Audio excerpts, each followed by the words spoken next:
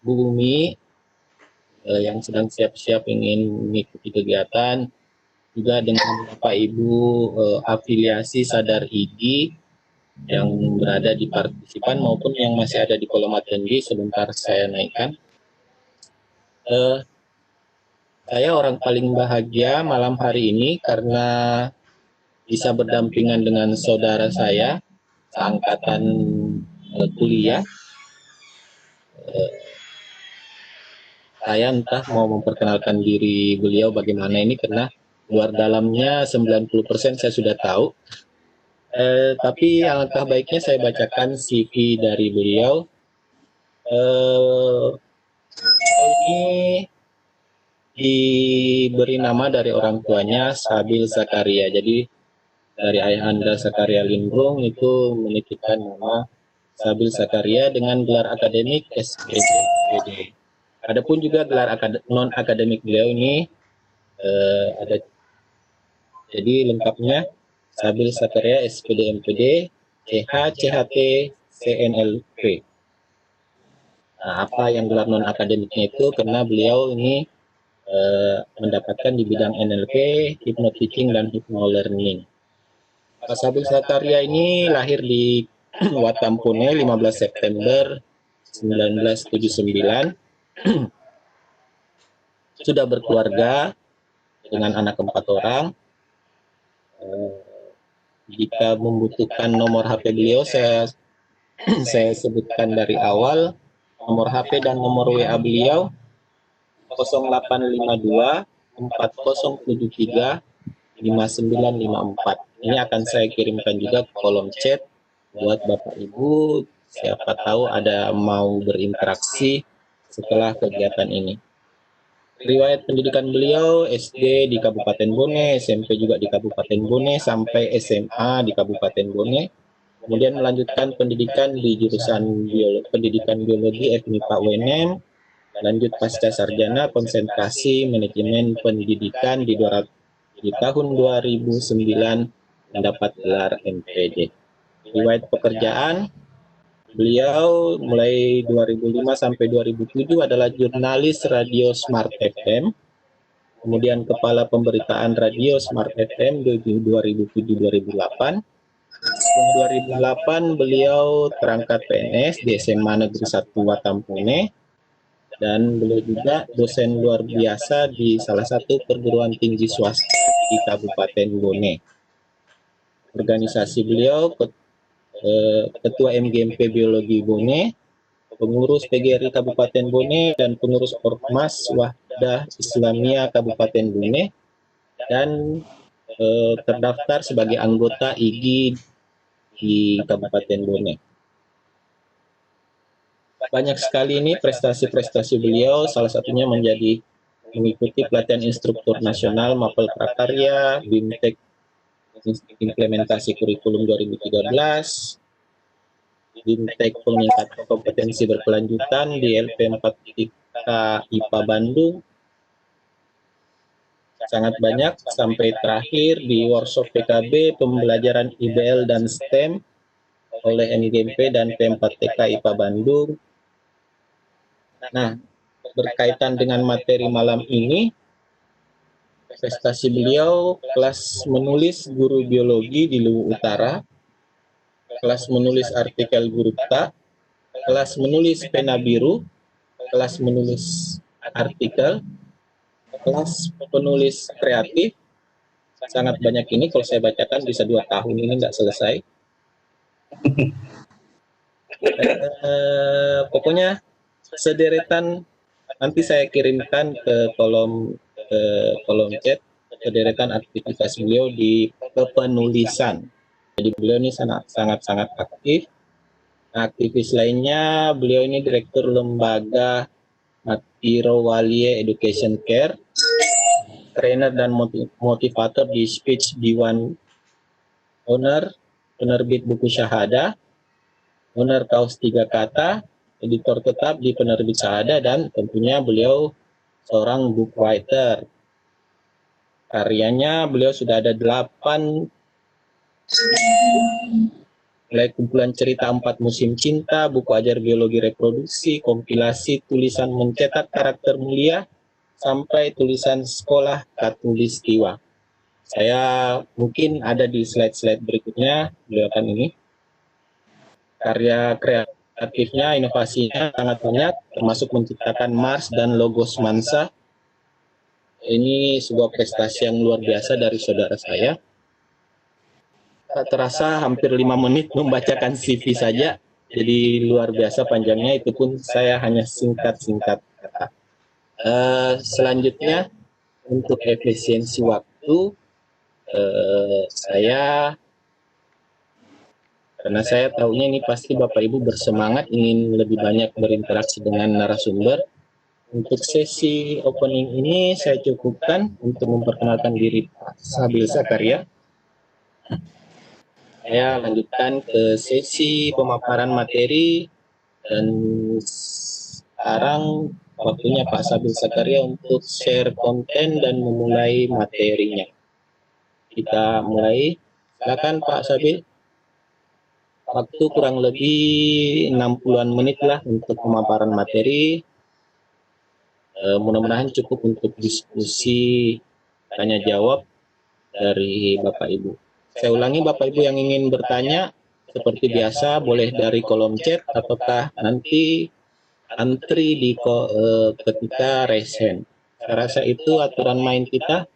Waktu dan tempat saya persilahkan ke narasumber kita malam hari ini. Silakan Pak Sabil. Baik, terima kasih Pak Imran Rosyadi yang di kampus dulu kami panggil dengan sebutan Imros ya. Sekarang Pak Imros, Pak Imron kalau orang teman-teman di Jawa panggilnya Pak Imron ya. Baik, selaku founder dari media pembelajaran ini, Learning Center Nusantara Lontara, saya ingin berterima kasih kepada teman-teman sekalian di tim Lontara yang luar biasa. Sungguh ini pekerjaan yang hebat menurut saya, pekerjaan amal ibadah yang luar biasa, karena ada keinginan untuk berbagi, sharing together, dan komitmen daripada IGI juga ya.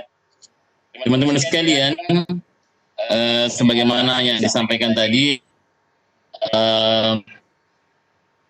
profil yang dibacakan oleh teman saya, oleh Pak Imran, itu adalah profil yang saya masukkan dalam sebuah lomba sebenarnya. Saya kirim apa adanya tadi, ya.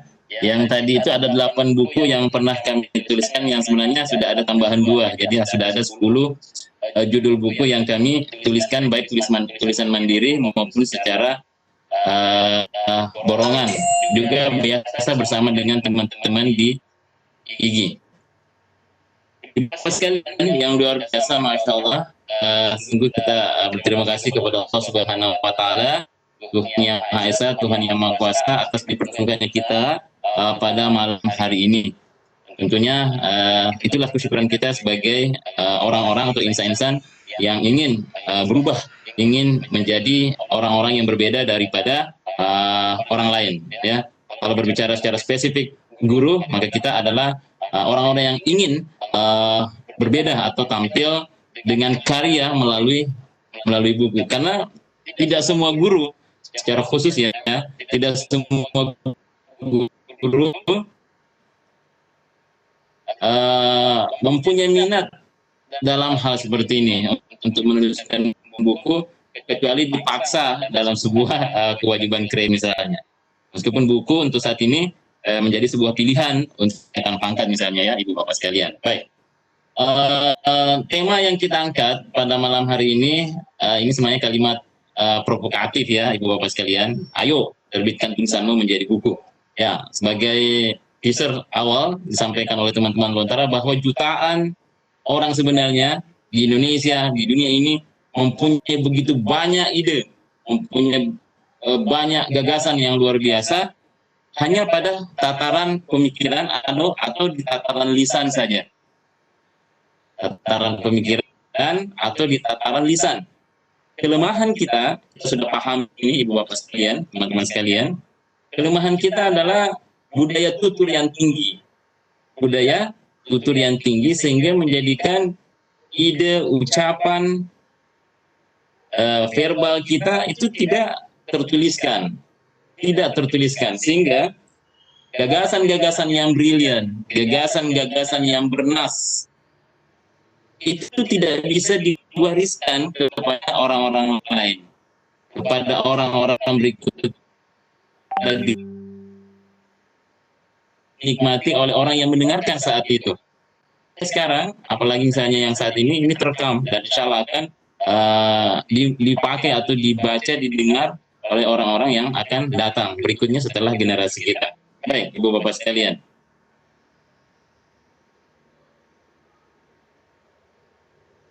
Nah, ini luar biasa. Kami secara pribadi menyiapkan diri hanya 2 hari ya, karena di telepon untuk berbagi kepada teman di sini, sehingga kami akan menyampaikan sebenarnya berdasar pengalaman Bapak sekalian, secara sisi kali berarti ini berarti dari yang membidik tentang perbukuan Bapak sekalian, keberanian adalah yang menjadikan kami pasti para guru-guru untuk menerbitkan itu, karena banyaknya kelemahan kegunaan para guru. Bagaimana menerbitkan buku yang lebih cepat dalam waktu yang kami di beberapa daerah, tujuannya adalah memudahkan akses guru untuk menerbitkan buku. Nah, nanti insya Allah Ibu Bapak sekalian kita akan berdiskusi bagaimana sebenarnya cara cepat menerbitkan buku. Tentunya dengan syarat adalah tulisan Ibu Bapak sudah ada. Nah, ini juga yang harus dijawab, bagaimana menulis buku tersebut. Beberapa poin yang saya sampaikan ini, mungkin tadi ada beberapa panelis, itu adalah teman-teman ID yang juga pernah duduk bersama menimba ilmu tentang dunia kepenulisan.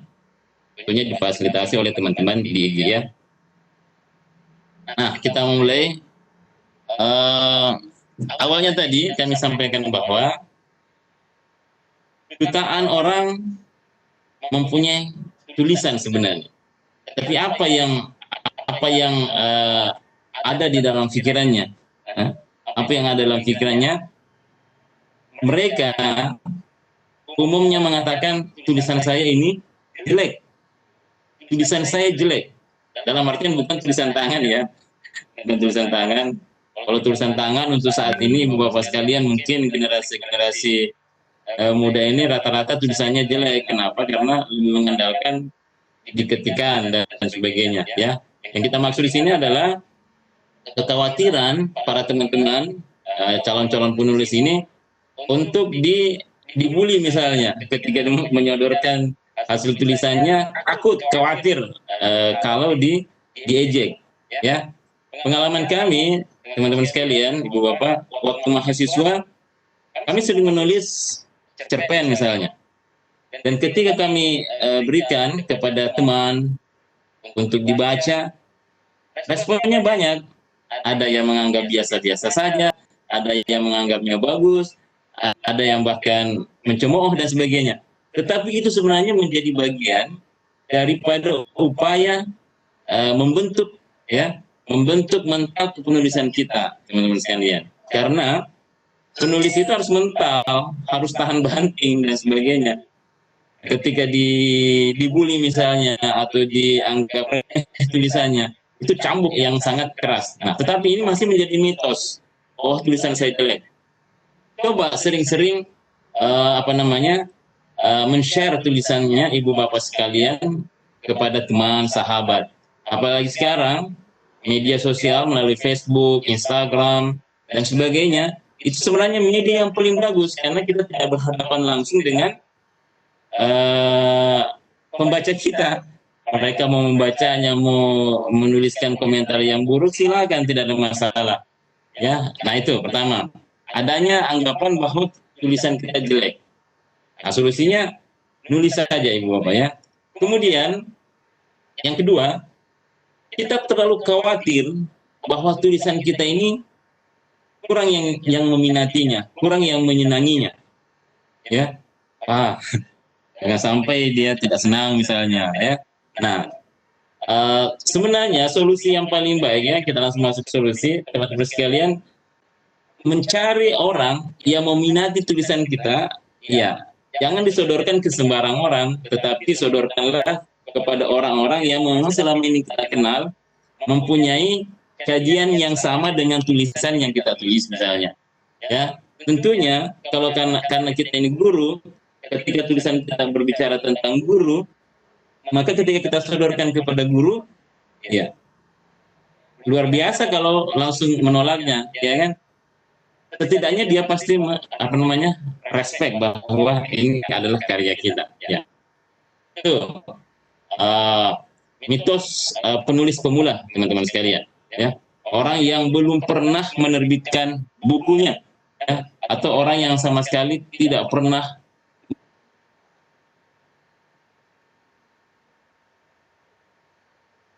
rangkaian kalimat yang dijadikannya sebagai sebuah karya tulis, ya kan? Nah, teman-teman yang ada di ruangan ini, di room ini, saya yakin semuanya sudah biasa menulis kan, sebenarnya dari S1, ada yang S2, dan bahkan di forum ini mungkin sudah ada yang doktor misalnya. Menulis karya tulis itu sudah biasa, ya. Tetapi mungkin kita mau masuk ke wilayah lain, fiksi, itu yang kadang kita harus rajin-rajin mengelaborasi diri, mengembangkan diri dengan karya-karya fiksi misalnya. Nah, yang ketiga teman-teman sekalian, mitos para penulis pemula adalah susah memulai.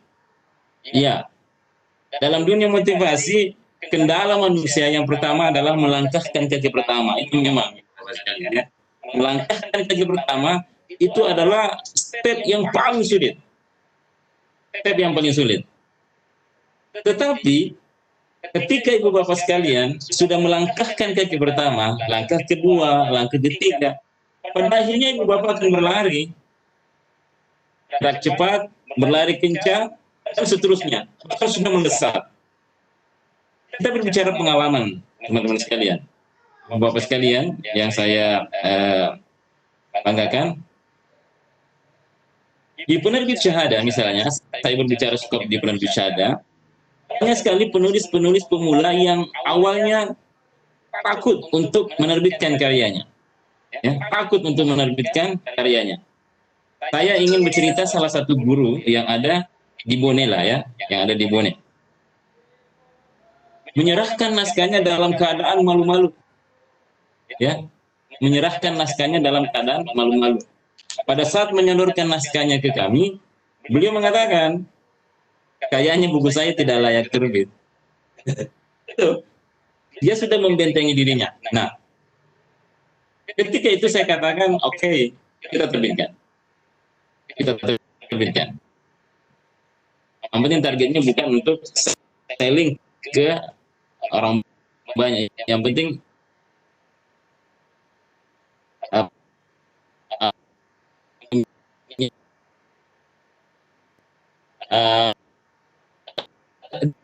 dulu mempunyai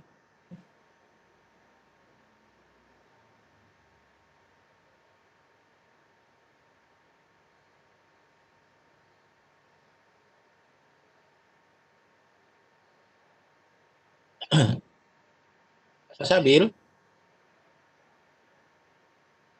Pak Sabil, audionya terputus Pak.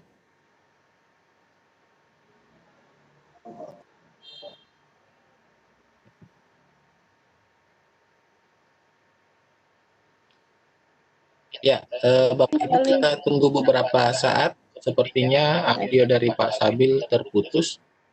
Oke, sudah nyambung lagi. Cek sound dulu Pak Sabil. halo, Ya, ya. tes. Ya, sudah terdengar. Sudah terdengar. Tapi izin Pak Imros, apakah cara penyampaian saya di audio agak cepat sekali atau bagaimana? Speednya sudah pas, cuma tadi mungkin Ya. lagi jaringan goyang, jadi suaranya langsung putus. Ada Oke, baiknya siap. sedikit kamera dimatikan saja Pak, biar fokus Oke. internetnya di audio. Boleh. Stop video. Oke. Clear ya? Oke, silakan dilanjutkan. Lanjut. Baik. Ya. Nah, teman-teman sekalian, mitos yang melekat pada diri seorang penulis pemula, ya, meskipun di room ini teman-teman tadi ada beberapa yang saya kenal itu sudah memiliki karya yang lebih daripada 3 juta. Nah, naskah ditolak penerbit. Kekhawatiran. Nah, Ibu Bapak sekalian, saat ini nanti kami akan jelaskan ada 2 jenis penerbit, yaitu penerbit mayor dan penerbit minor, atau penerbit besar dan penerbit indie, penerbit mandiri misalnya ya. Penerbit indie, naskah ditolak oleh penerbit itu rata-rata adalah penerbit-penerbit mayor yang memang mempunyai orientasi full profit, 100% profit, sehingga untuk menerima naskah Ibu Bapak sekalian untuk dibiayai secara full, maka mereka melakukan seleksi yang ketat. Nah, nanti kami akan sampaikan perbedaan antara penerbit mayor dan penerbit minor secara singkat ya. Nah, ini kekhawatiran Ibu Bapak sekalian, secara apa namanya semangat, kita sudah tahu bagaimana seorang Thomas Alva Edison kan, lebih daripada ya ratusan ya karya yang dihasilkan gagal, tetapi karya terakhirnya itu yang kita nikmati sekarang. Begitu juga Ibu Bapak sekalian, berkali-kali ditolak naskahnya dan sebagainya ya. Jujur saja naskah saya di Kompas berkali-kali ditolak dan sebagainya ya, apa namanya, di Gramedia pernah satu kali saya masukkan naskah juga ditolak dan sebagainya. Tetapi pernah buku pertama kami diterima oleh Gagas Media, itu langsung diterbitkan. Tetapi prosesnya memang lama, 2 tahun Ibu Bapak sekalian ya. Nah, sekarang ada penerbit indie yang insya Allah akan memfasilitasi Ibu Bapak sekalian. Kami akan sampaikan nanti bagaimana penerbit syahada bisa memfasilitasi naskah-naskah Ibu Bapak sekalian. Ya. Kemudian mitos yang berkembang selanjutnya adalah para penulis atau calon penulis menerbitkan buku itu mahal katanya. Sebentar ya Ibu Bapak sekalian. Nah, ditutup dulu pintu. Tutup pintu dulu. Suara televisi masuk.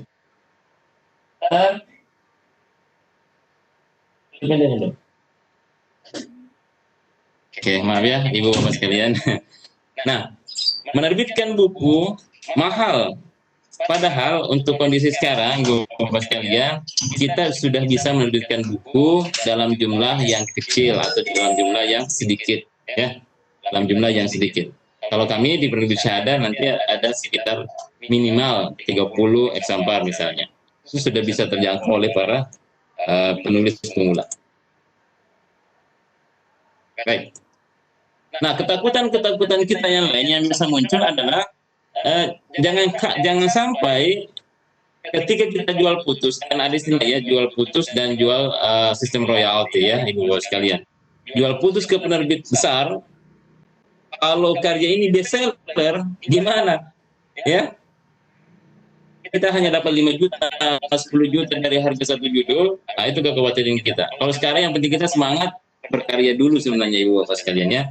Nah, untuk pengaturan seperti ini, peraturan-peraturan jual beli naskah atau penyerahan naskah ke penerbit, Ibu Bapak harus memahami undang-undang hak cipta ya Ibu Bapak sekalian.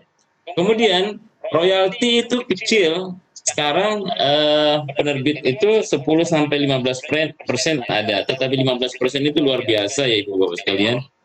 Kalau ada penerbit yang mau melakukan itu. Kalau kami di penerbit syahada jika ada memang naskah yang berpotensi untuk meledak di pasaran, kami biasa biayai. Tapi untuk mau cepat, prosesnya cepat, Ibu Bapak sekalian, biasanya kami pakai sistem penerbitan indie, ya. Artinya penulis yang membiayai full seluruh daripada pembiayaan proses terbit bukunya. Nah, kemudian ada ketakutan lainnya, Ibu Bapak sekalian. Buku kita tidak laku. Ya wajar saja, karena Ibu Bapak mengeluarkan investasi, mengeluarkan biaya, kekhawatiran tidak laku, itu sah-sah saja. Ya. Tetapi kan ada solusinya. Ya jangan cetak banyak, Ibu Bapak sekalian. Yang penting kita punya karya dulu sebagai tonggak awal dalam melakukan atau menulis karya-karya berikutnya. Nah, setelah itu, ketakutan lain yang besar juga itu buku dibajak orang. Artinya, Ibu Bapak sekalian, kita khawatir kalau kita berkarya ada yang membajak, mengambil karya kita. Apalagi kalau Ibu Bapak salah menyerahkan naskahnya ke penerbit misalnya. Salah dalam artian apa? Tidak hati-hati jika naskah itu diambil suatu saat buku itu terbit tapi dengan nama lain, bukan nama Ibu Bapak sekalian. Nah, itulah ketakutan kita.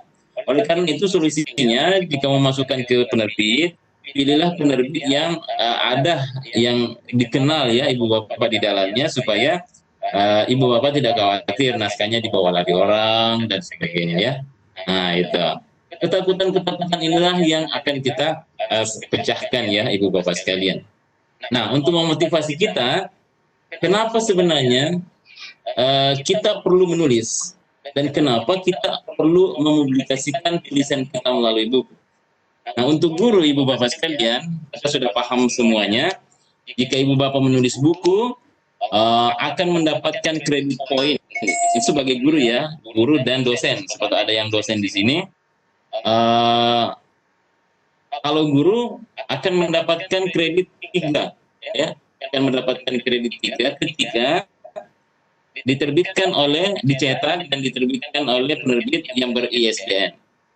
Nah, kalau mau dapat 4, itu disahkan atau diakui oleh SNP, Badan Standar Nasional Pendidikan. Itu akan dapat 4. Itu salah satu poin sebagai guru ketika mepublikasikan tulisannya menjadi buku. Dia bagian daripada penilaian kredit publikasi ilmiah. PI ya, itu kreditnya tinggi. Nah, yang lain, ini akan menambah wawasan kita Ibu Bapak sekalian. Dengan menulis, ini motivasi menulis ya Ibu Bapak sekalian. Dengan menulis, ya, kita sebenarnya menambah wawasan kita. Ya. Kenapa? Karena seorang penulis sebelum menuliskan sesuatu, dia pasti membaca terlebih dahulu. Ya, membaca terlebih dahulu. Sama kata seorang jurnalis di BBC apa ABC ya, Dale Carnegie.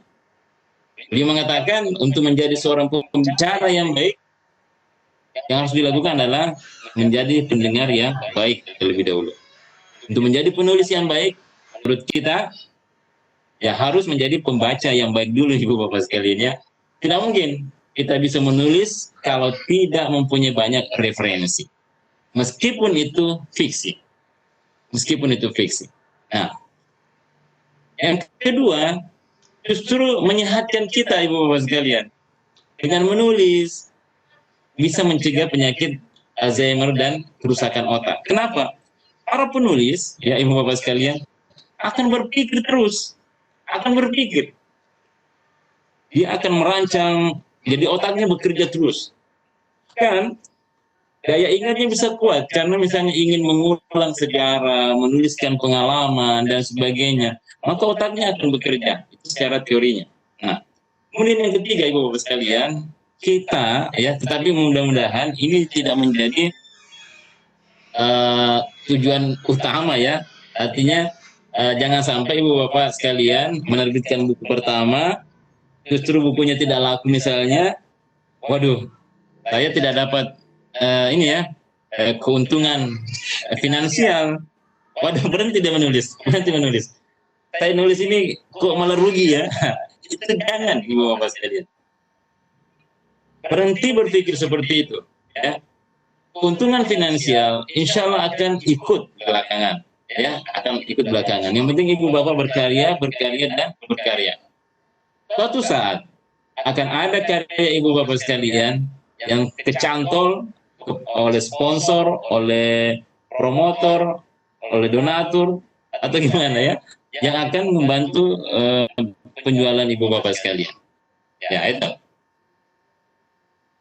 Kalau penjualan nanti ya, ada ibu bapak sudah biasa mendengar ini ya. Dan sebagainya itu ada ya. Kemudian nomor 4,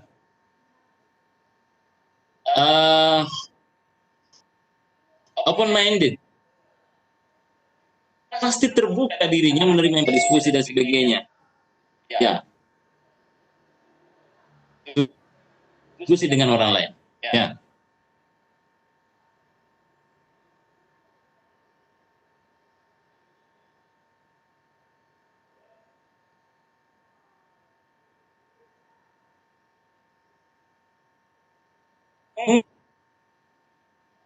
Kemudian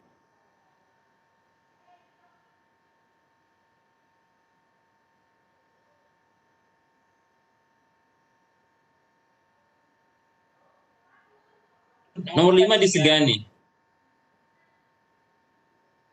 Ya, kenapa?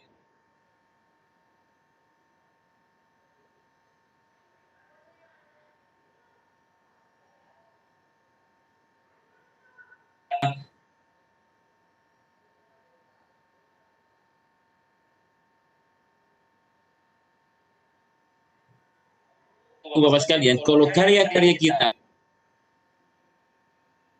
ada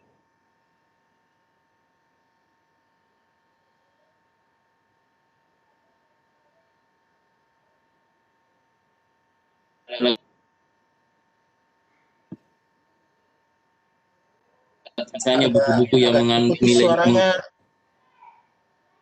Sabil, mengandung nilai-nilai. agak terputus suaranya Pak Sabil. Mulai poin kelima tadi ada gangguan, agak putus-putus suara. Bapak Ibu attendi mohon kesabarannya. Mudah-mudahan jaringan yang luar biasa, narasumber ada nilai-nilai filosofi mengubah dengan tulisan kita, ibu bapak akan dihargai publik.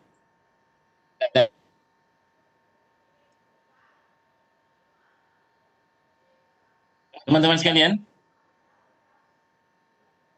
halo, bagaimana? Emros? Ya, mulai dari poin 5 tadi suara tak putus-putus. Izin Pak. Ya, mulai dari poin kelima tadi suaranya mulai putus. Baik, kami ulang ya. Ya, dari poin kelima. Baik, kita lanjutkan teman-teman sekalian. Dengan karya yang kita tuliskan, apalagi nilai filosofi, nilai agama, budaya, atau motivasi yang mengubah orang dengan tulisan itu.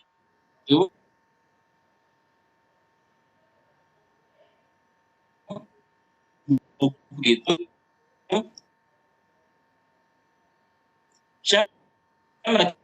kita akan disegani, dihargai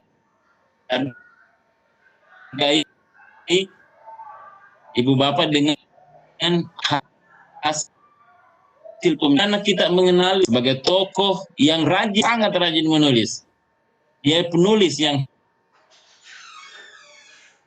hebat, luar biasa. Bagaimana kita sekarang menikmati pemikiran-pemikiran para tokoh-tokoh kita.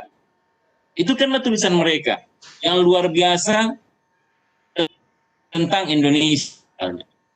Ibu bapak kalau menuliskan bagaimana cara menjadi guru yang baik, guru yang luar biasa, trik-trik yang luar biasa, akan dilihat pembacaan, menunggu kan gagasan ibu bapak terpunya. Kemudian sepintar apa tidak idesan kita dengan bumi, ibu bapak sekalian. Dan inilah peran kita untuk sejarah kita sendiri, ibu bapak sekalian. Ya, begini, ada sebuah pamio ya, ibu bapak sekalian. Kalau Anda tidak menemukan, ya, kalau Anda tidak menemukan buku yang Anda cari di rak buku atau di rak perpustakaan, maka tugas Anda menuliskan buku yang Anda cari, ya kan?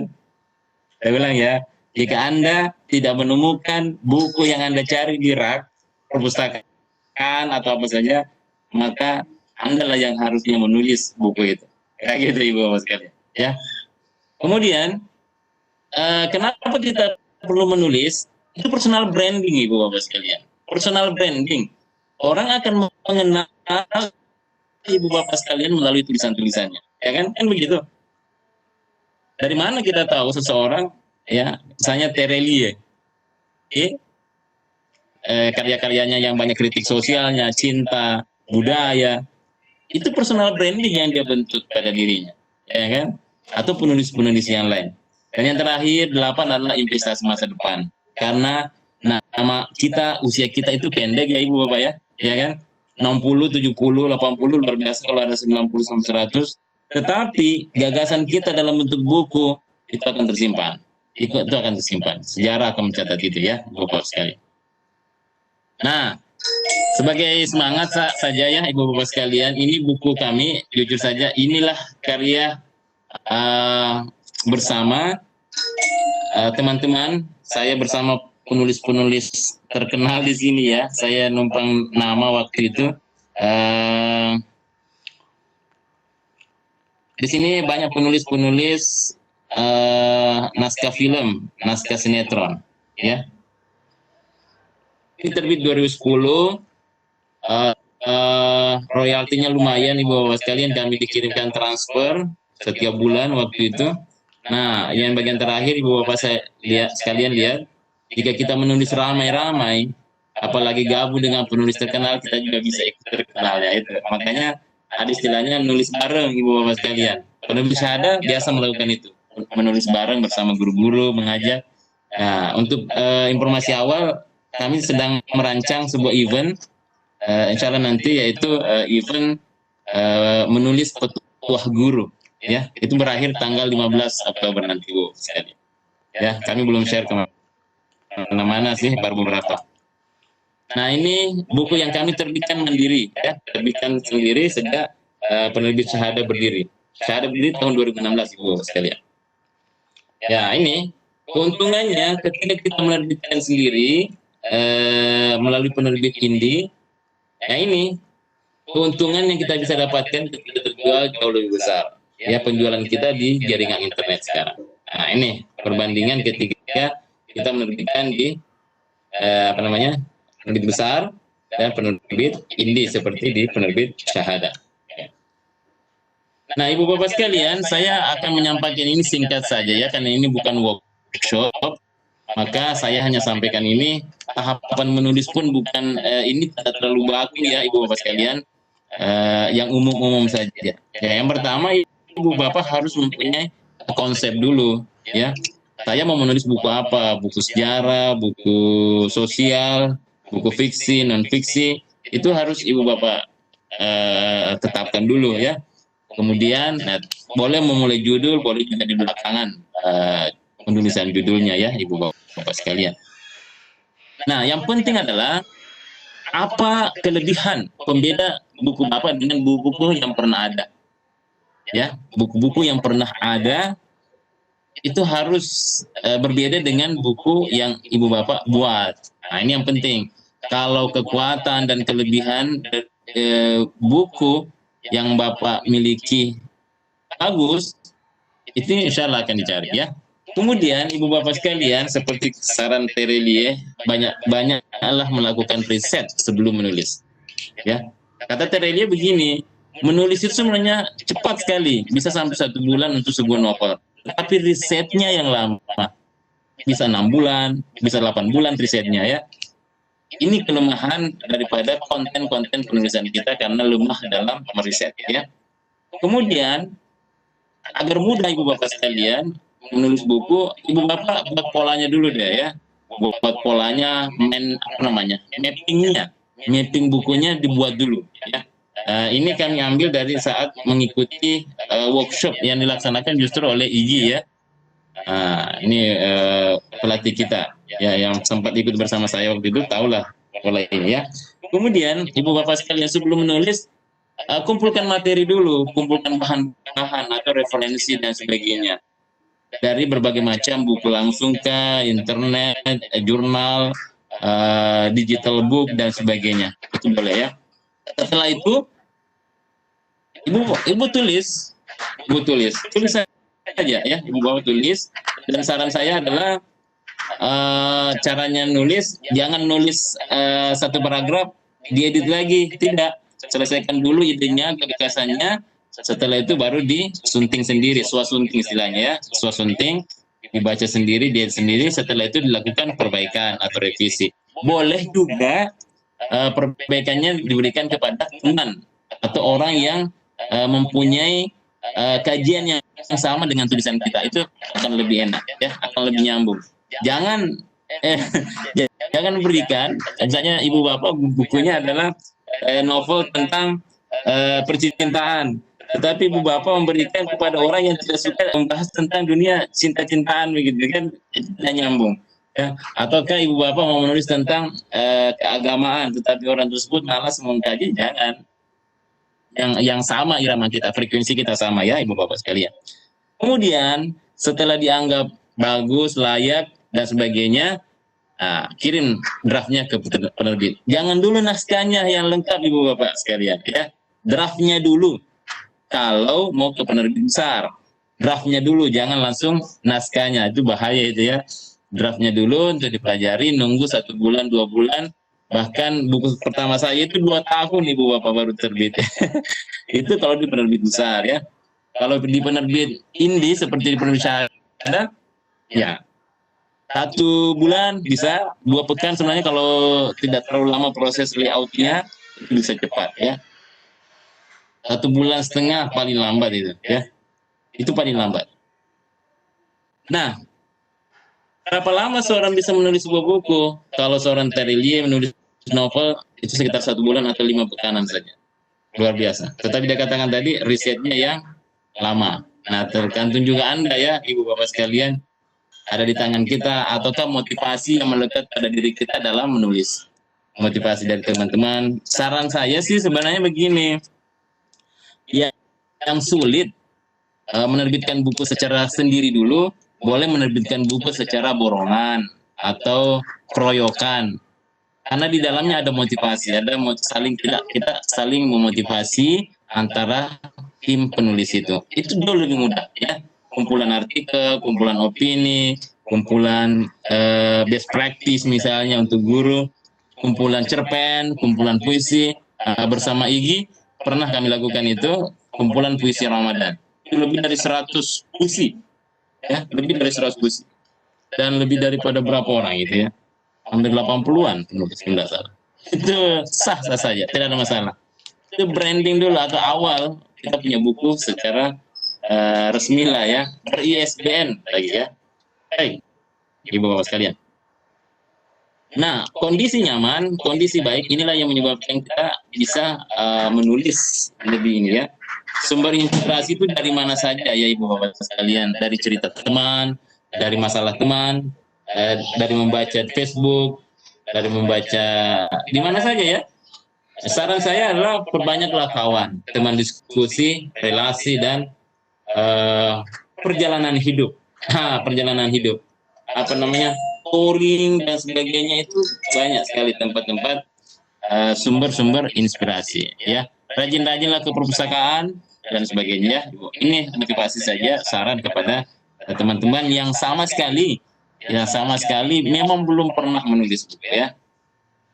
Nah, bagaimana mengirimkan draft ke penerbit, teman-teman sekalian ya? Bagaimana mengirimkan draft ke penerbit? Ya, tentunya satu, pilih penerbit. Ibu bapak tentukan mau mengirimkan karyanya di penerbit mayor ataukah ke penerbit minor. penerbit besar atau penerbit indie seperti penerbit Syahadat. Karena kami belum sampai saat ini belum naik menjadi penerbit besar ya Ibu sekalian. Kemudian kalau mau ke penerbit, kirimkan dulu draftnya atau siapkan sinopsis summary-nya ya. Di dalamnya kelebihan-kelebihan buku tersebut ya. Lalu Ibu Bapak siap membicarakan apakah mau jual putus naskahnya atau sistem royalti ya, ataukah kalau di penerbit indie ya biaya sendiri bukunya, terbitkan sendiri, difasilitasi oleh penerbit seperti kami penerbit Syahadat, bukunya diserahkan semuanya ya, kecuali arsip yang dikirimkan ke Perpustakaan Nasional. Ibu Bapak yang memasarkannya secara mandiri. Keuntungannya 100% milik Ibu Bapak sekalian. Terelie keluar dari konsorsium Gramedia, manajemen Gramedia. Kenapa? Karena dia ingin menjual sendiri bukunya. Artinya apa? Penulis besar seperti itu ternyata menganggap sistem royalti itu sedikit. Dengan dia punya nama sekarang, dia mampu memasarkan bukunya sendiri atau timnya. Nah, gitu Ibu Bapak sekalian. Kita lanjutkan. Nah, kenapa naskah Ibu Bapak bisa ditolak penerbit? Karena tidak banyak yang membutuhkan. Makanya Ibu Bapak tulislah buku-buku yang banyak membutuhkan. Biasanya buku motivasi, buku tips hidup sehat, tips mengajar yang baik, tips menjadi guru yang hebat, misalnya ya, guru yang luar biasa, tips mengelola kelas yang hidup, misalnya ya, nah, gitu. Kemudian ditolak karena apa? Sudah banyak saingan. Artinya apa? Ibu Bapak menuliskan buku-buku yang temanya sudah banyak soal itu ya. Kemudian cara membahasnya tidak ada bedanya dengan buku-buku yang lain. Oleh karena tadi saya katakan, buatlah pembeda yang besar, buatlah pembeda yang lebih banyak dari buku-buku yang lain. Nah, ini yang terakhir ini subjektif ya Ibu Bapak sekalian, tidak sesuai dengan selera penerbit. Nah, terus gimana? Naskah buku yang bisa diterima gimana? Nah, itu tadi kebalikannya. Buatlah tulisan yang dibutuhkan banyak orang, belum banyak saingannya, tidak dibatasi oleh kurikulum, kapan aja bukunya bisa dipakai, ya, tebal dan lengkap, dan yang terakhir adalah sesuai dengan selera penerbit. Kalau ada yang bertanya, penerbit Syahadat gimana? Kami hanya menolak naskah ketika satu, mengandung unsur sara, kemudian mengandung tulisan yang horor tidak edukatif. Ada juga sih yang horor, misalnya yang edukatif. Disintegrasi bangsa, ya, memecah persatuan dan kesatuan. Kami tidak akan menerbitkan buku-buku seperti itu ya. Kami lebih cepat menerbitkan buku pendidikan, sosial, agama, budaya yang mempunyai nilai-nilai di dalamnya, yang mempunyai nilai value untuk mengembangkan karakter manusia. Kita banyaknya ke sana Ibu Bapak sekalian. Baik fiksi, non-fiksi, hasil penelitian, konversi dari PTK menjadi buku bisa Ibu Bapak sekalian. Ini layani ya seperti itu. Oke, sedikit promo. Padahal kata panitia nanti belakangan. Nah, Ibu Bapak sekalian, apakah buku kita perlu diuji? Perlu sekali. Kebiasaan kami waktu mahasiswa diserahkan kepada orang, dilihat, dibaca, untuk dikoreksi lalu direvisi.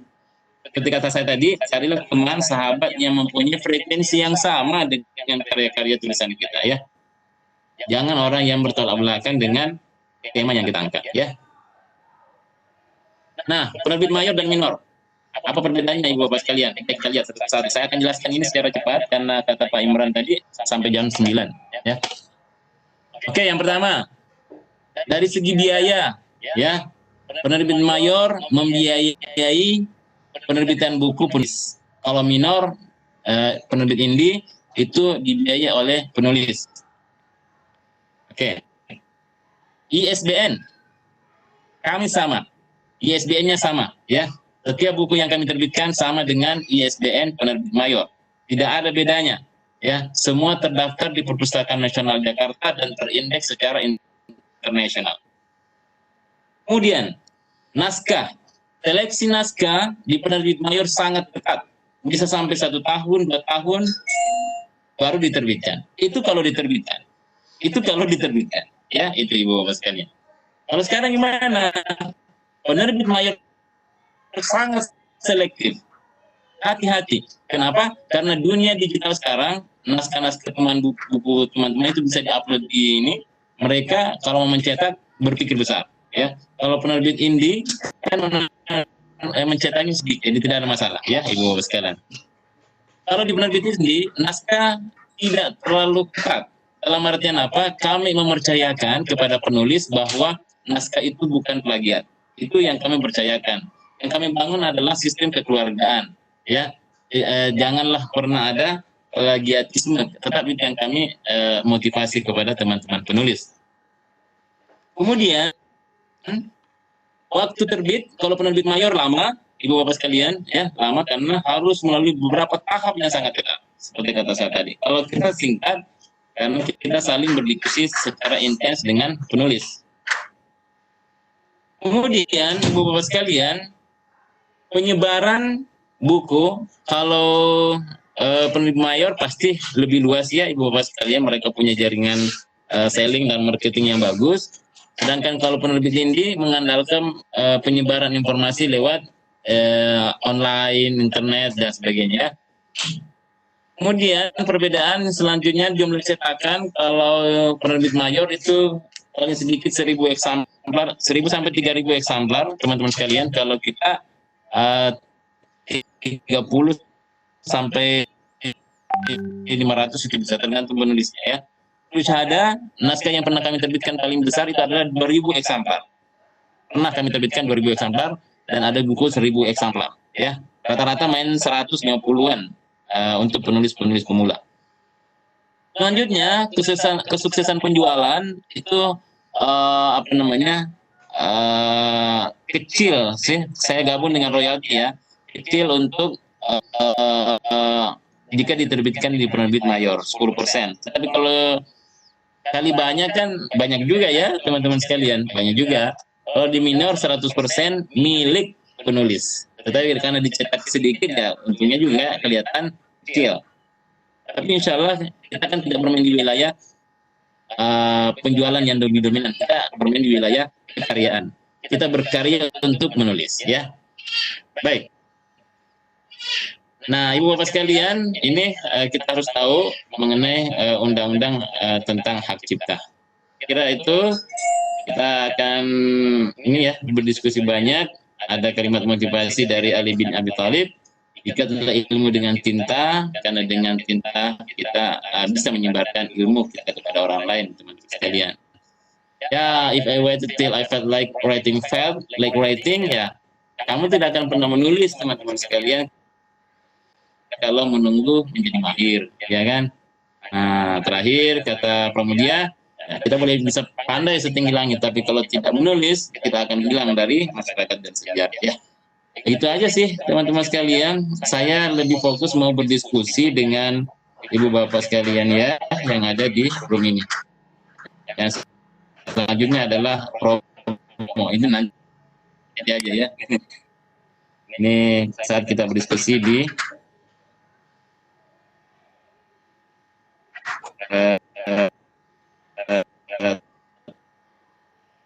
talkshow di radio di Kabupaten Medan. Berdiskusi kan Pak Imran? Izin Pak Imran.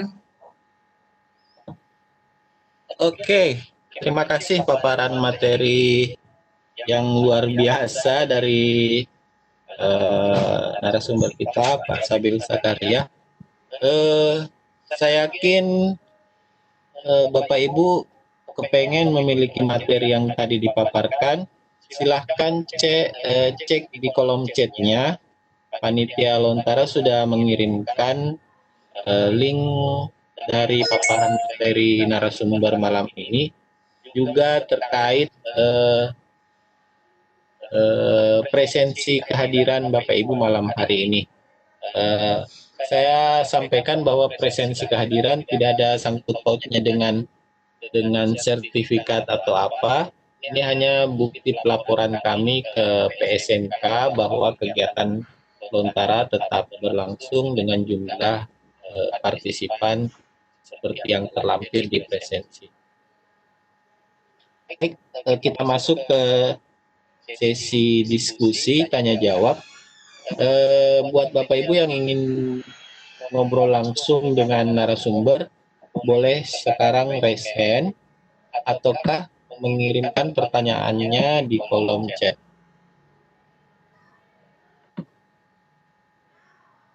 Ada yang ingin bertanya langsung?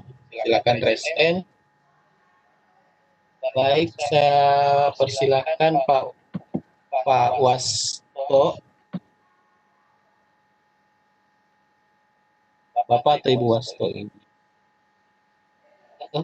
Nggak jadi ya? Tadi sudah raise hand.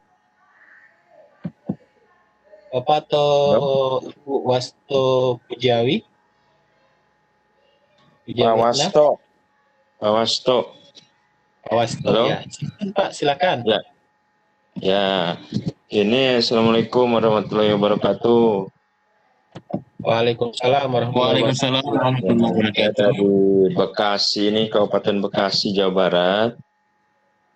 Ingin menanyakan, kalau ingin menerbitkan sebuah buku, itu minimal berapa halaman, Pak?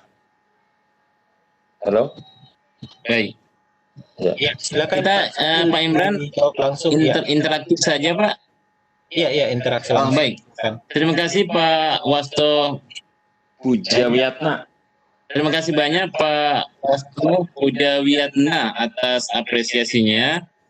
Baik, sebetulnya minimal berapa halaman dalam menerbitkan buku itu tidak ada aturan bakunya ya, bahwa berapa halaman ya, boleh 50 halaman ya, boleh 100 halaman ya, itu sudah bisa.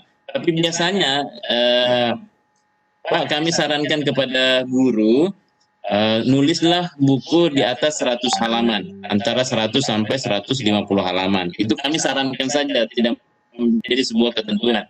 Kalau dosen biasanya kami sarankan di atas 200 halaman, karena ini terkait dengan konten-konten yang akan kita masukkan. Dan sayang sekali kalau seorang guru nulisnya di bawah 100 halaman untuk sebuah, ya beda kalau kumpulan puisi, Pak ya. Kalau kumpulan puisi mau 60 halaman boleh saja, sah-sah saja ya.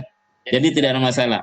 Kalau terkait dengan berapa minimal eksemplar yang dicetak, itu beda-beda penerbit, Pak ya. Ada yang 10, ada yang 20, ada yang 30, ada juga bisa sampel saja dan sebagainya. Tetapi kalau untuk kami di Penerbit Syahada, kami minimal 30 eksemplar, gitu Pak. Masih ada Pak? Masih Pak. Kalau ukuran kertasnya? Ukuran kertas, terus kalau penulis, kan ini untuk kenaikan pangkat nih. Ini minimal harus berapa orang? Kalau dinilai itu oleh penilai itu 3 orang maksimal atau berapa Pak? Ya. Baik, terima kasih. Baik Pak, kebetulan pertanyaan Bapak ini pernah kami dapatkan workshopnya bersama Pak Imran sebenarnya ya, di Surabaya kalau tidak salah. Maksimal 4 orang penulis Pak. Maksimal 4 orang penulis. Nanti ketua penulisnya yang nilainya lebih besar daripada anggotanya, ya. Iya. Gitu. Maksimal 4 orang penulis. Ya. Saran saya sih kalau bisa tunggal, bagus tunggal Pak. Gitu. Ya. Kalau antologi cerpen, misalnya antologi puisi itu kan misalkan banyak. Untuk antologi Pak, nggak bisa. Nggak bisa. Kalau antologi puisi kan lebih dari 4 orang itu. Ya, ada ya, tidak bisa dipakai untuk naik pangkat Pak. Iya. Cuma Ya. ontologi itu tetap bisa dipakai untuk penilaian guru berprestasi. Oh. Ya, saya pernah pakai Pak waktu mengikuti guru berprestasi di tingkat Sulawesi Selatan. Buku ontologi itu tetap dinilai dan nilainya luar biasa tinggi Pak, ya luar biasa tinggi. Iya, walaupun Nah, gitu. kita jadi penulis keberapa misalnya di situ. Ya, halo. Gimana Pak Wasto, diperjelas kembali? Misalnya kita kan di kumpulan puisi, kita misalnya akan ada 20 orang, tetap bisa itu. Bisa untuk ikut guru berprestasi. Halo? Ya, kalau untuk 20 orang bisa Pak, tetap dinilai sebagai sebuah karya tulis untuk ikut lomba guru berprestasi. Tetapi kalau untuk dipakai naik pangkat tidak bisa. Oh iya. Iya. Oke, terima Ya. kasih Pak. Ya, Iya. Waalaikumsalam. Saya cukup Pak Wasto. Ada lagi, Pak? Kita beri kesempatan ke rekan yang lain. Assalamualaikum. Waalaikumsalam. Terima kasih Pak Wasto. Saya beralih ke Pak Samriyadi. Silakan Pak Samriyadi. Assalamualaikum warahmatullahi wabarakatuh. Ditambah volumenya Pak. Pak Samriyadi. Assalamualaikum warahmatullahi wabarakatuh. Waalaikumsalam warahmatullahi wabarakatuh. Waalaikumsalam warahmatullahi wabarakatuh. Yang saya mau tanyakan tentang biaya penerbitan suatu buku atau sebuah buku, berapa kira-kira hitungannya, budgetnya kalau mau menerbitkan satu buku? Karena kami juga baru menerbitkan membuat kumpulan puisi selama masa pandemi ini, tapi disponsori oleh di sini di tempat saya oleh Kota Raja Channel.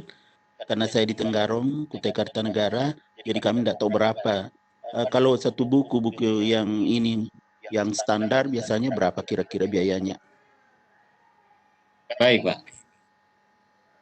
Untuk saya berbicara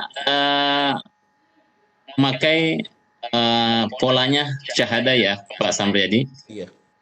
Di syahada kami pakai 3 budgeting, sistem budgeting. 1, biaya penerbitan, biaya cetakan, dan biaya kirim. Biaya kirim itu tergantung dari kotanya ya, itu kadang kami tidak bicarakan. Biaya terbit itu di penerbit syahada meliputi layout, ISBN, desain sampul itu 500.000 Pak untuk kondisi sekarang. Kan biaya cetak itu tergantung daripada jumlah halaman, ukuran kertas, dan berapa eksemplarnya. Taruhlah misalnya kita ambil sampel, ya, Bapak punya kumpulan puisi 100 halaman, ya kan? Dicetak 30 eksemplar, ya. Dia main kisaran 100 halaman tidak sampai 50.000 Pak per eksemplar, ya. 35-an sampai 40 gitu per eksemplar cetaknya ya. Jadi kali 30 eksemplar ya 1,5 sampai 2 juta maksimal sudah dapat buku Pak. 25 eksemplar. Kenapa? Karena 5 eksemplarnya kami laporkan ke Perpustakaan Nasional Jakarta dan penerbit Perpustakaan Daerah Sulawesi Selatan. Gitu Pak. Mungkin nanti misalnya kan saya biasa menulis, tapi di sini mungkin bisa dibantu di sini ya penerbitannya. Saya kan juga asli Sulawesi Selatan, cuma tugas di sini. Misalnya ada karya saya bisa. Sangat bisa Pak. Kami sangat bisa Pak. Sangat bisa. Karena kami layani seluruh Indonesia. Bahkan penulis-penulis dari Ternate kami layani. Ada dari Ternate, dari Kalimantan ada Pak. Dari Kalimantan ada. Dari SMK berapa itu ya? Namanya sangat terkenal di Kalimantan. Pak Usmar. Pak Usmar, seorang guru luar biasa di Kalimantan. Karyanya itu sudah terbit beberapa kali, Pak. Oh iya, di sini juga ada kami beberapa orang, cuman ya cetaknya di Jawa. Coba tahu bisa di Sulawesi, mungkin bisa ada data lengkap untuk gitu. Iya. Ya nanti untuk teknisnya kita bisa di balik layar Pak Samriyadi melalui chatting WA dan sebagainya itu bisa, insya Allah. Belum ada sih, ini cuma ada satu sebentar saya garap cerpen tapi masih ini sebentar digarap. Nggak apa-apa Pak, dikerja saja santai dengan sepenuh hati sehingga karyanya bisa keren gitu ya. Oke, terima kasih. Baik, terima kasih banyak Pak Samriyadi.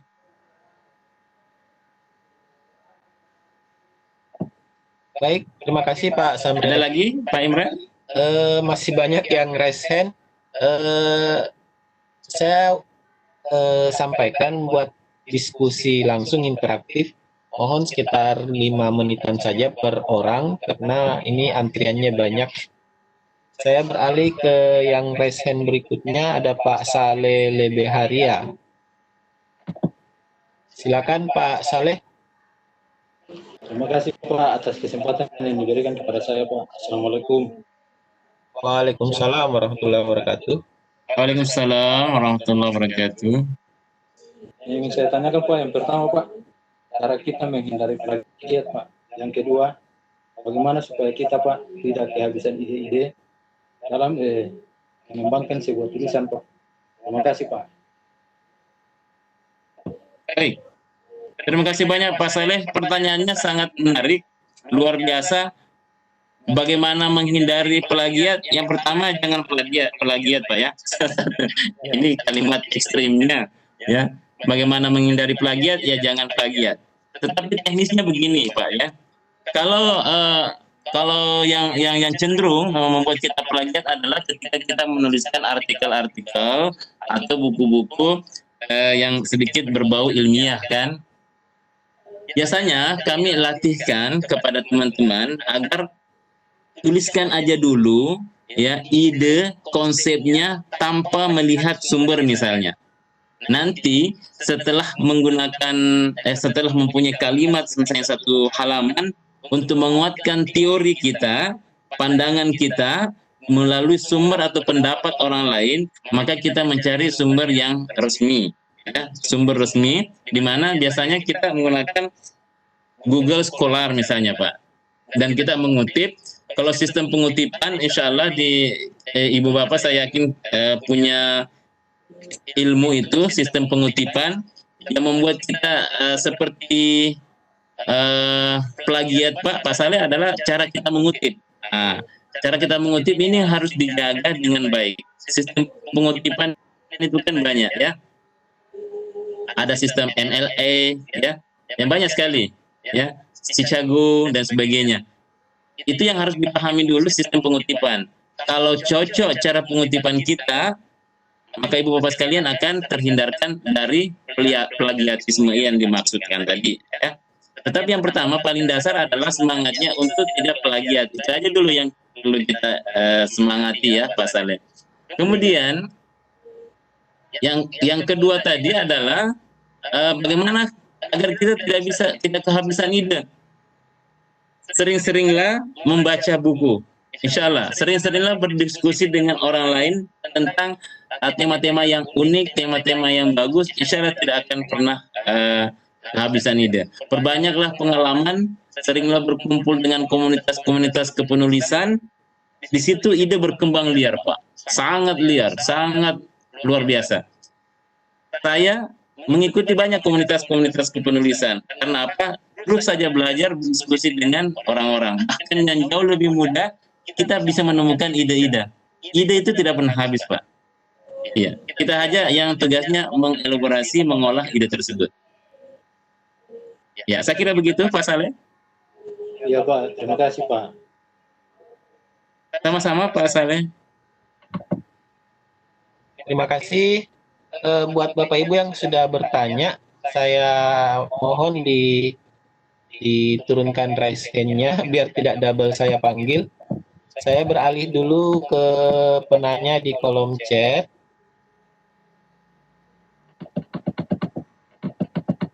Tadi ada pertanyaan dari Bu Herlina Ohi terkait apakah Syahada ini sudah terdaftar di IKP.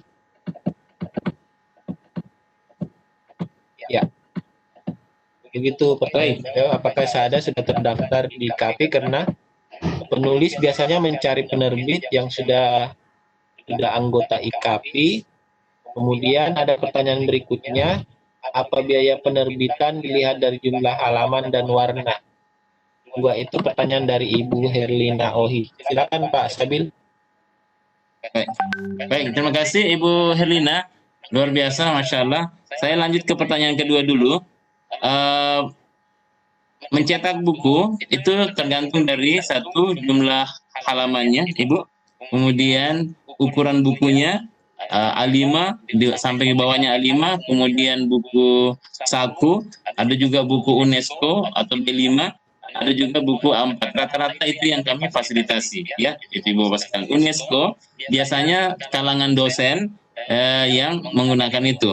Dan rata-rata yang meminta untuk keperluan apakah terdaftar dalam IKP atau tidak, itu rata-rata dosen yang meminta itu. Kalau guru tidak terlalu mensyaratkan untuk penerbitan buku seperti itu. Nah, untuk syahada, bagaimana? Apakah sudah terdaftar di IKP? Untuk saat ini kami masih dalam proses pendaftaran ke IKP, karena itu adalah asosiasi Ibu Bapak sekalian. Tapi yang paling penting adalah penerbit syahada terdaftar resmi di Perpustakaan Nasional Indonesia. Nah, ini Ibu Bapak bisa lihat untuk lebih meyakinkan bahwa kami sudah terdata, ya, dan terdaftar secara resmi di Perpustakaan Nasional Republik Indonesia. Kami ini kalau mau pengusulan ISBN seperti ini, Ibu Bapak sekalian. Ibu Bapak kalau mau cari di Perpustakaan Nasional, tulis penerbit syahada. Nah, kami kembali ke soal IKP tadi. Yang paling membutuhkan adalah para dosen, karena memang untuk kepentingan pelaporan bukunya. Untuk saat ini, saya ulang, penerbit syahada masih dalam proses pendaftaran atau bergabung ke IKP, karena masih ada beberapa hal yang kami bicarakan dengan IKP sistemnya. Saya kira begitu, Ibu sekalian. Ada lagi? Saya lihat ada di chatting mengenai ukuran kertas. Iya. Silakan dijawab dari Ibu Amdiati.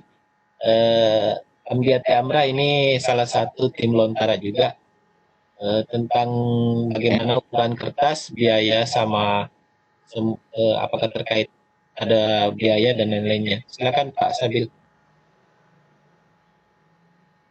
Betul. Mengenai itu sudah ini ya, saya mengulang kembali bahwa di dalam penerbitan atau percetakan secara khusus itu tergantung satu, jumlah halaman bukunya, ukuran bukunya, dan berapa banyak eksemplar. Prinsipnya adalah makin banyak yang dicetak makin murah. Nah, itu. Karena prinsip dunia mencetak Ibu Bapak sekalian adalah makin banyak makin murah. Nah, oleh karena itu, tapi biasanya kami paling enak standar hitung biaya buku, Ibu Bapak sekalian, adalah mencetak 100 eksemplar. Itu kita sudah bisa betul menentukan harga buku yang layak kita jual kepada orang-orang. Ya, gitu Ibu Bapak sekalian. Oke, saya rasa itu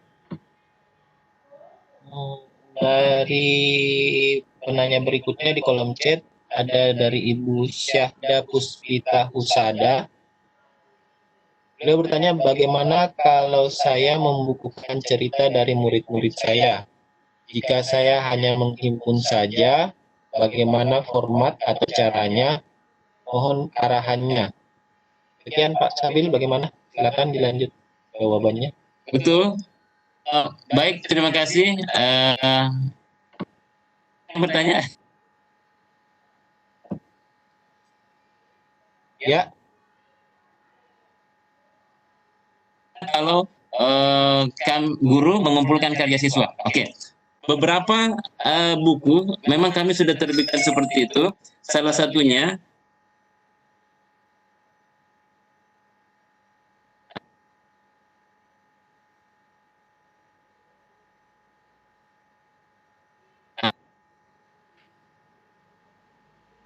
Bagaimana Pak Sabil? Suaranya hilang. Halo?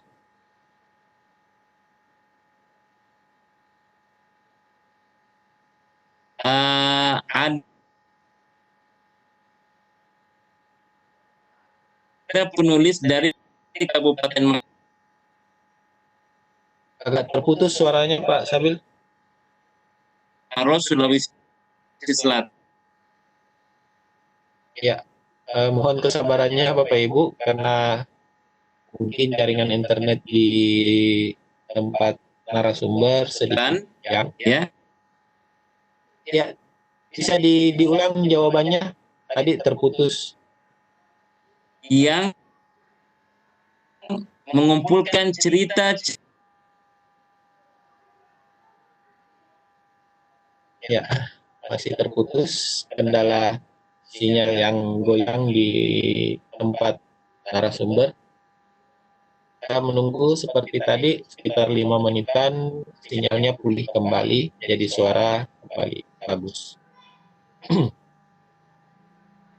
Baik, Bapak Ibu yang ini boleh mengirimkan lagi pertanyaan di kolom chat, nanti saya bacakan.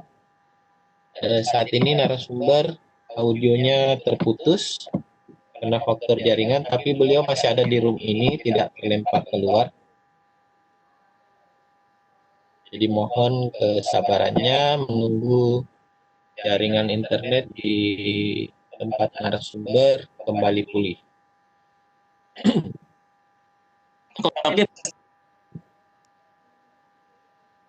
Halo. Ya, bagaimana Pak? Assalamualaikum. Ya, oke. Gimana sekarang? Ya, sudah oke. Sudah oke ya? Ya, silahkan dijawab Baik. kembali. Kayaknya tadi menjawab tapi putus. Ya. Jadi silahkan dijawab kembali pertanyaan dari Bu Ami. Dari Bu Syahda. Baik. Bu Syahda. Oke. Ya. Mana sih tadi? Yang beliau hanya mengumpulkan, menghimpun cerita dari siswanya. Kalau saya perlihatkan sebuah buku ini, Pak, ada pilihan nggak? Masih abu-abu ini, belum tampil, belum terlihat Pak. Oh gitu. Tidak terlihat. File apa ini? Tidak Baik. terlihat. Ya.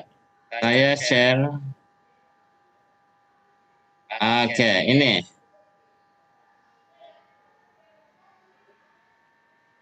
Sudah kelihatan Pak Imran? Masih proses.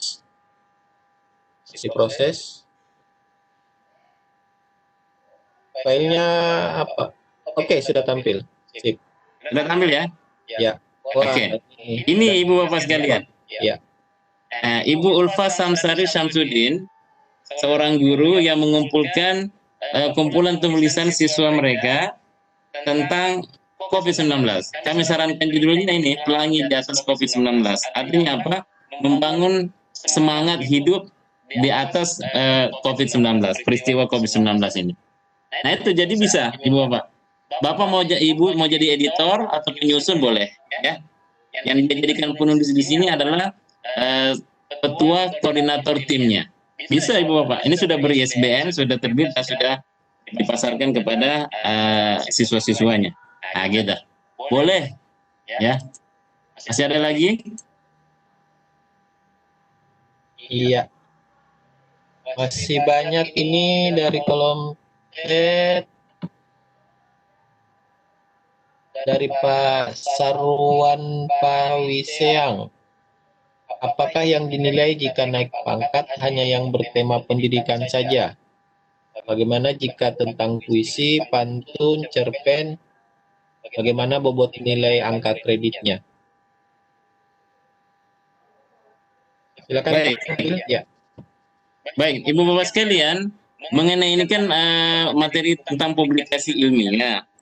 Kalau puisi itu minimal 40 puisi, kalau penulis tunggal ya, Pak, Ibu, kalau penulis tunggal minimal 40 puisi di dalam satu karya, di dalam satu judul buku. Itu kalau puisi. Jadi puisi dan cerpen, meskipun Ibu Bapak bukanlah guru bahasa Indonesia, tetap bisa dinilai untuk kenaikan pangkat. Karena itu bagian daripada karya inovatif. Ya, bagian dari karya inovatif yang dipublikasikan Ibu-Bapak sekalian. Jadi, dia adalah karya inovatif yang dipublikasikan dalam bentuk buku. Gitu. Cerpen bisa, ya, jumlahnya saya agak lupa berapa jumlah untuk satu buku itu ya. Yang saya ingat adalah puisi 40 judul puisi dalam satu buku. Gitu. Jadi bukan buku antologi ya, tetapi penulis tunggal yang berisi minimal 40 puisi dalam satu judul buku. Gitu.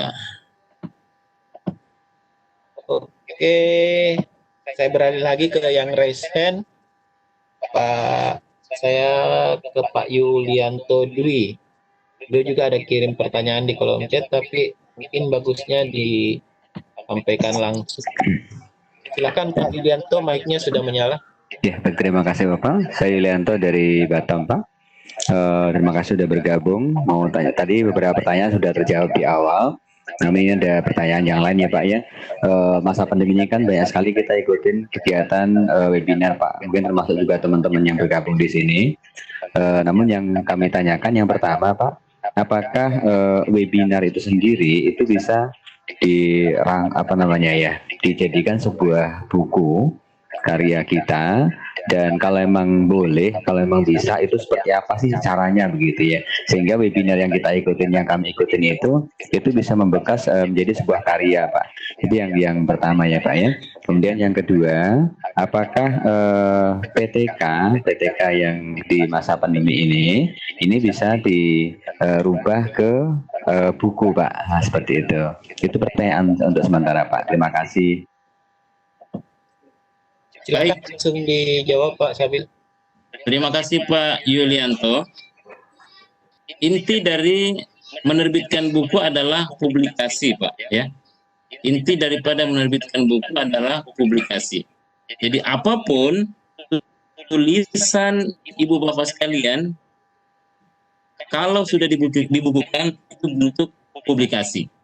Pertanyaannya adalah, apakah kumpulan materi webinar yang Ibu Bapak ikuti bisa dikumpulkan, dituliskan, lalu diterbitkan menjadi sebuah buku? Jawabannya bisa, Ibu Bapak sekalian.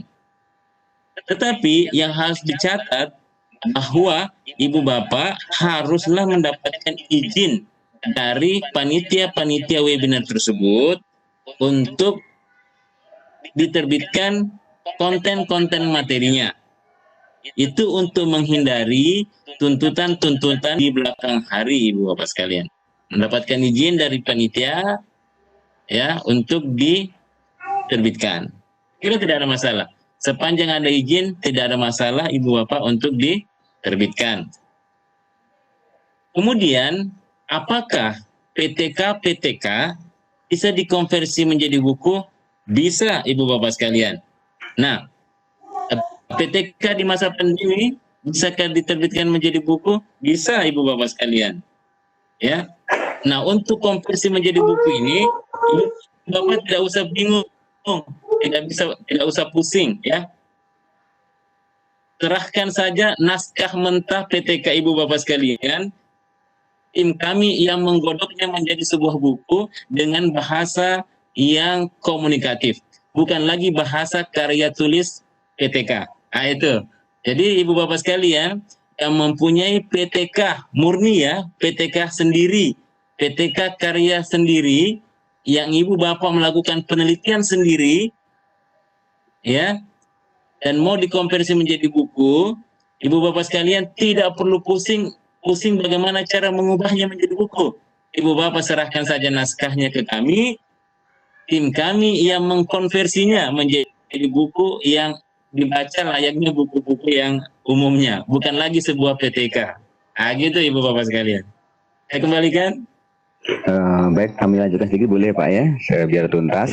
Untuk PTK tadi yang mentahnya kita kasihkan ke penerbit, apakah kami harus seminarkan terlebih dahulu Bapak? Sebagaimana PTK yang lain Pak?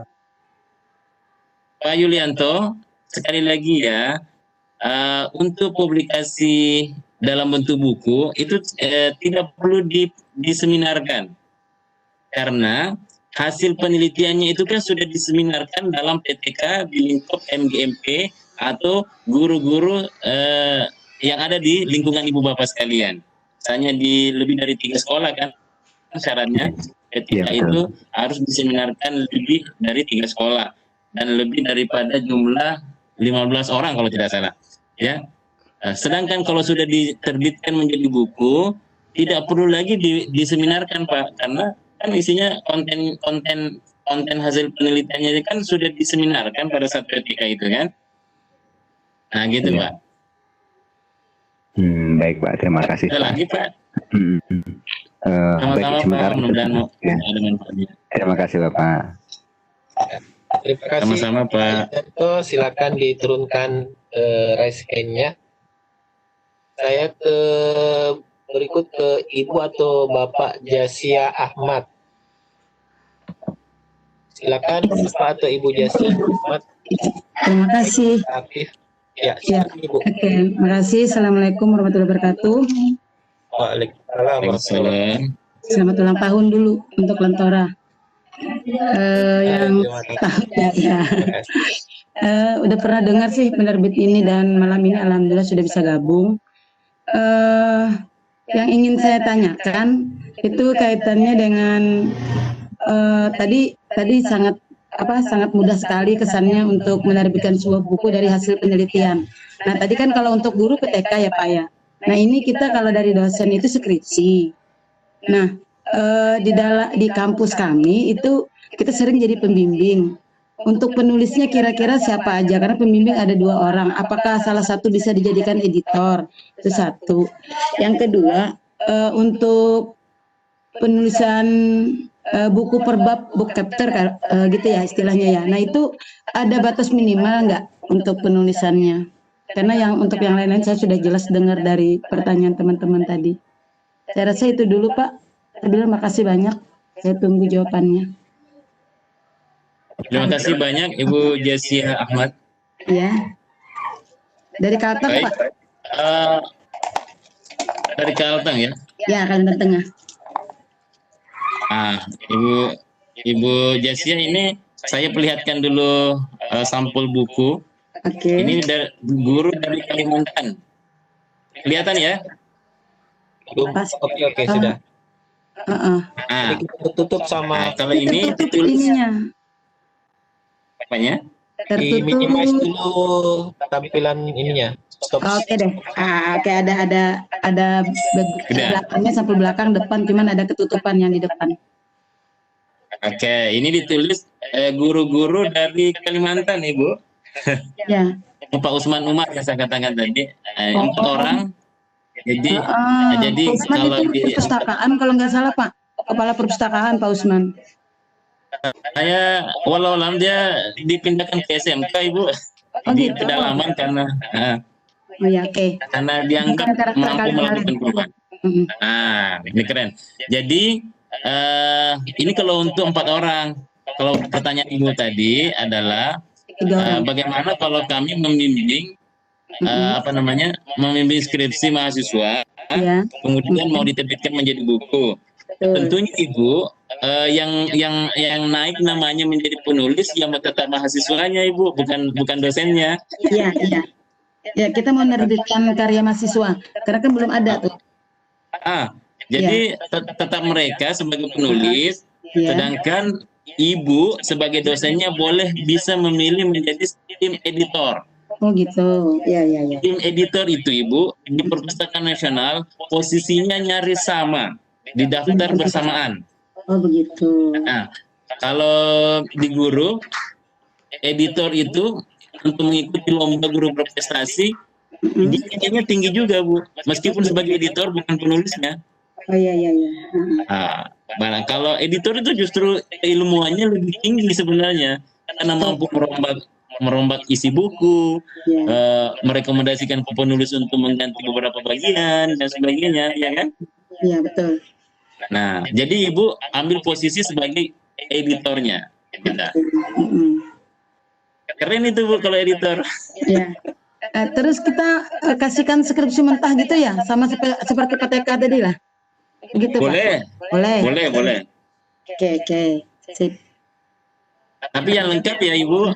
Dan syaratnya skripsi itu adalah skripsi yang memiliki kebaruan. Betul. Ya. Kalau tidak memiliki kebaruan, temanya yang umum-umum biasanya tidak terlalu menarik sih dirombak karena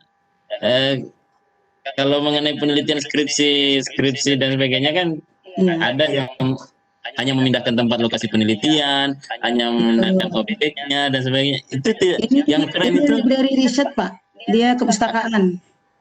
Oh gitu. Ya. Yang keren itu Bu. Baru. Yang keren itu Ibu cari ini hasil skripsi pengembangan dari mahasiswa. Itu keren tuh. Pengembangan media pembelajaran gitu ya. Itu. Kearifan lokal gitu ya. Betul sekali Bu. Itu keren itu. Itu memiliki kebaruan. Ya. Kalau penelitian hanya untuk membuktikan sesuatu itu tidak terlalu bagus karena sesuatu teoritis banget kan Bu ya. Tidak ada novelty-nya ya. Iya, kita kan mau mencari value baru kan Ya, untuk ini edukasi kan Ibu ya. Siap. Ada lagi Bu? Sudah sangat jelas Pak Sabil dengan penjelasan sebelumnya dengan sekarang. Insya Allah. Alhamdulillah. Mudah-mudahan bisa ikut juga. Baik sebagai editor ya. Oke, makasih. Assalamualaikum warahmatullahi wabarakatuh. Waalaikumsalam warahmatullahi wabarakatuh. Terima kasih Ibu Jasia Ahmad. Sama. Mohon diturunkan lagi reskennya biar beri kesempatan ke yang lain. Saya berlanjut ke Ibu Yusmin Muin. Silakan Bu Ibu Yusmin Muin. Ya, bukan Baik. Ibu Pak. Bapak, maaf Bapak Yusmin Muin. Silakan Pak. Ya, saya langsung saja Pak.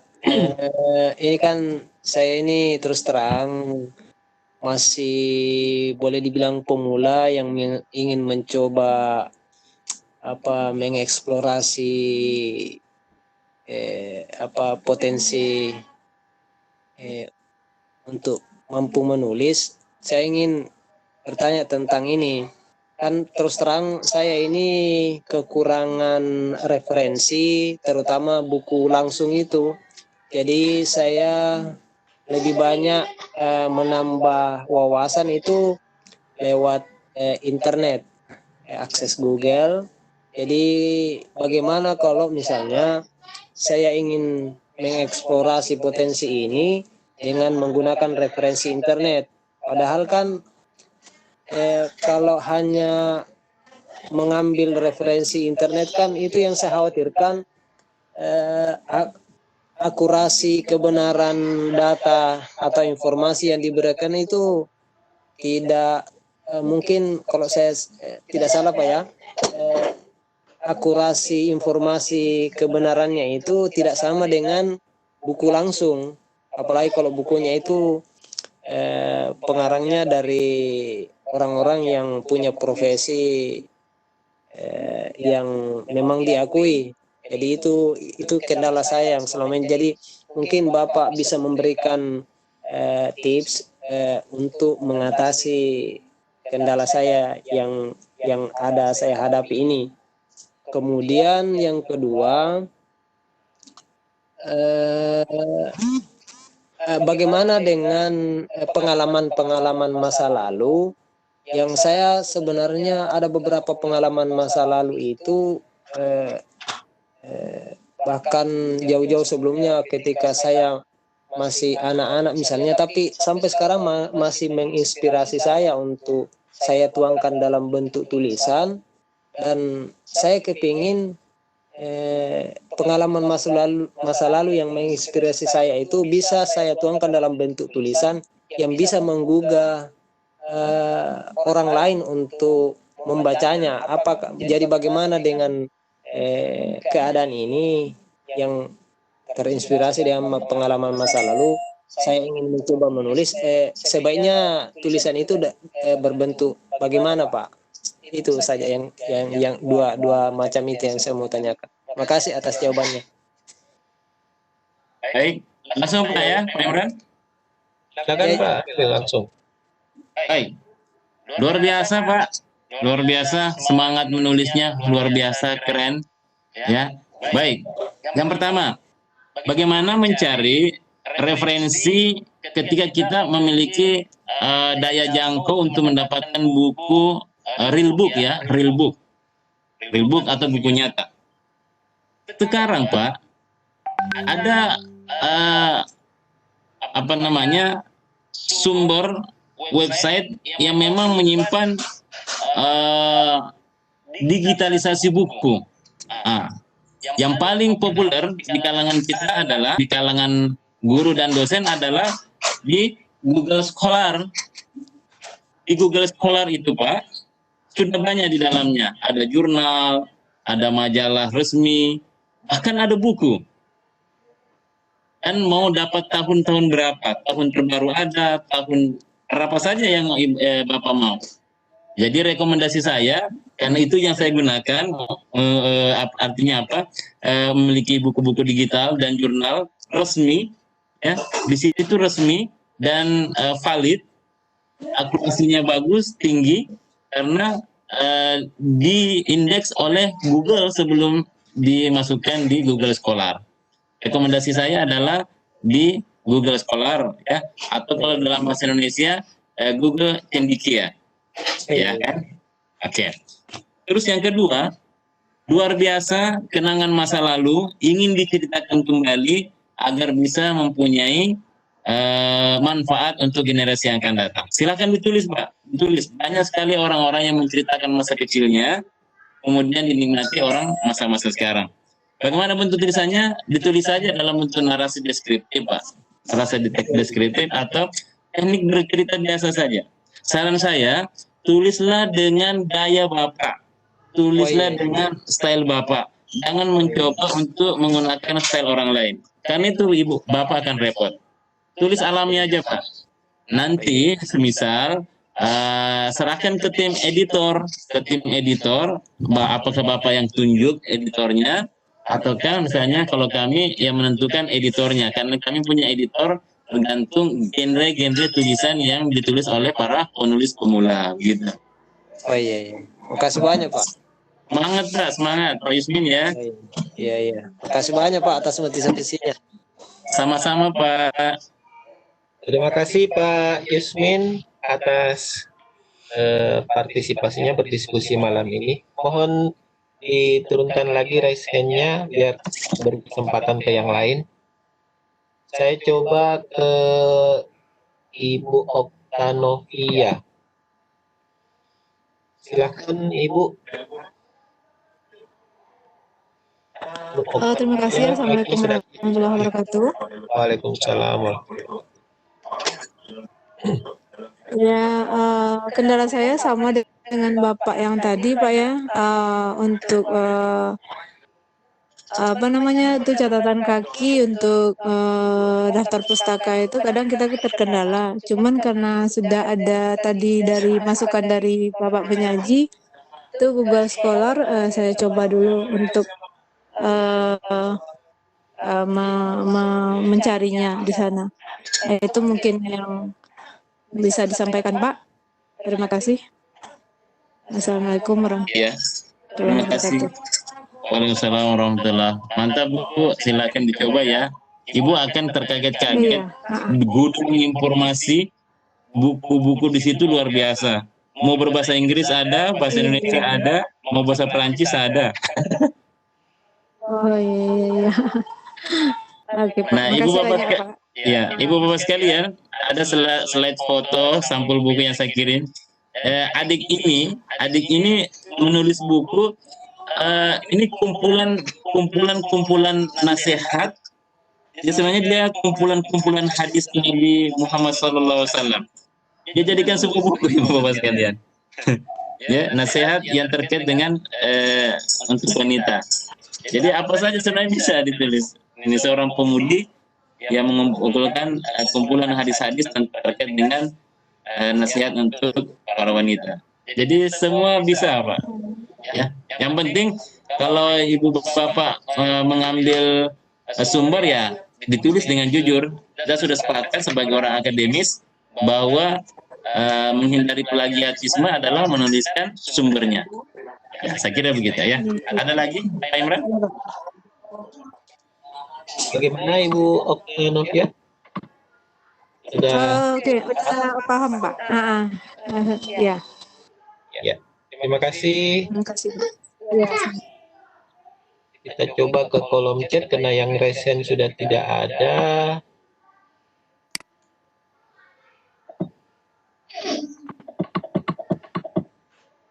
Ada pertanyaan dari Ibu Ardianti.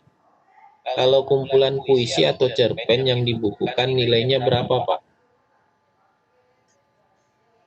Pak Sabil. Oh ya, kalau sekali lagi ya, kalau untuk kenaikan pangkat, kalau penulisnya lebih dari 4, itu tidak dinilai.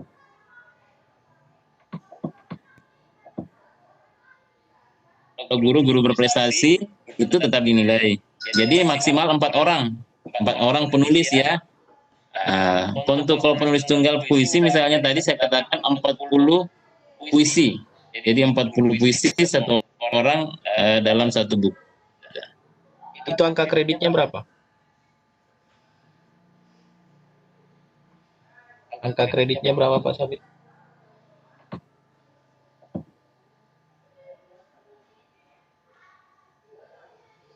Halo? Hilang lagi suara Pak Sabil. Angka kredit sama untuk semua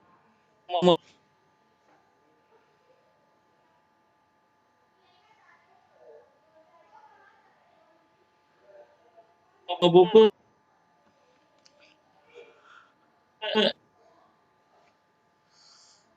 Yang penting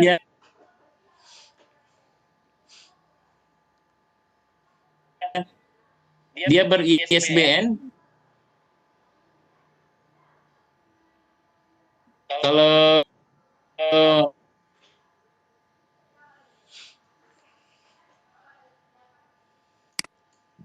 ya, bisa diulang jawabannya Pak Sabil karena terputus-putus.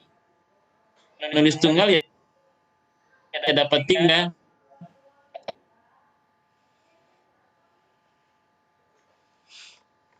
Kalau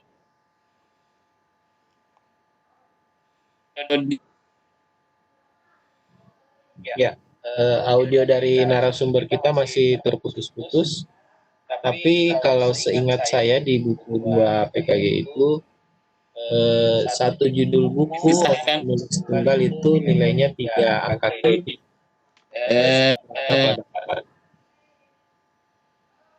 Pak Sabil, cek. Halo. Ya, mungkin masih terkendala jaringan karena audionya terputus-putus.